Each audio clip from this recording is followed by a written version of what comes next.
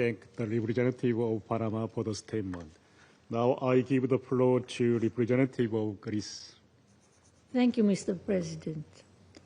This past week gave new impetus to our engagement on the situation in the Middle East, giving us reason to hope even as challenges persist.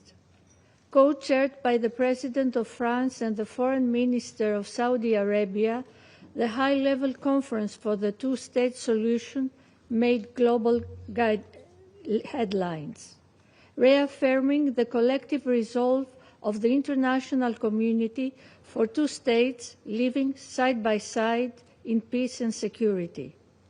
We welcomed the clear and unequivocal statement of the President of the Palestinian Authority condemning the terrorism of Hamas, and we were encouraged by the expressed Palestinian resolve to assure that Hamas will have no role in the governance of Gaza in the day after.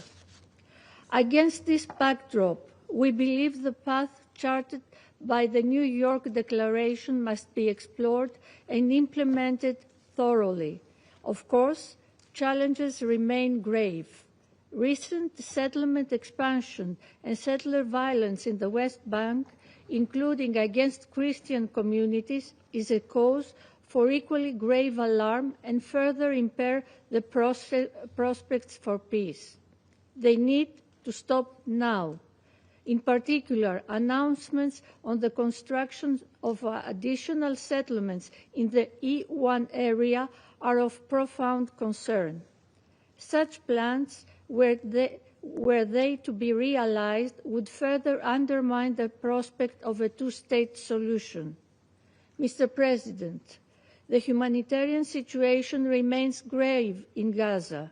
Many world leaders took the floor to decry the profound humanitarian suffering, reminding us all that the world is watching. The civilian population of the Gaza Strip has endured conditions unsustainable and deeply concerning. Meanwhile, the expansion of military operations in Gaza City has led to further displacement, risking to worsen an already dire humanitarian crisis. In particular, the plight of children underscores the urgent need to guarantee safe, unhindered, and sustained humanitarian access at scale. As my Prime Minister has underlined, the most urgent priority now is to stop the unnecessary killing and ensure a large-scale and sustainable delivery of humanitarian aid to Gaza. Safe access to food, water, shelter, clothing, and medicines must be guaranteed, while international humanitarian law must be respected. Initiatives such as the Jordanian Air Corridor and the Cyprus-led Amalthea Maritime Initiative should be further strengthened in this regard. Mr. President, colleagues, at the same time, hostages remain in the hands of Hamas. We do not forget them. We do not forget the atrocious 7th of October. We reiterate our call for their unconditional release. They must be freed without delay. Despite this bleak reality, we are encouraged by recent and ongoing efforts to chart a path forward, one that would allow for the release of all hostages and the cessation of hostilities, as well as ensuring the long-term security, dignity, and prosperity of the peoples of Gaza who must stay in their land.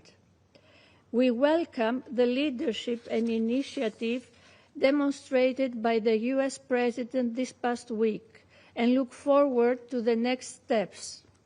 As a member of the Security Council and a long-standing partner to both Israelis and Palestinians, Greece stands ready to contribute actively to the collective work that lies ahead. Mr. President, the members of the international community, despite all nuances and differentiations, stood united this past week, especially in calling for the hostages to be released and for the war to end. A new dawn for Israelis and Palestinians can be on the horizon, should there be the courage to reach for it.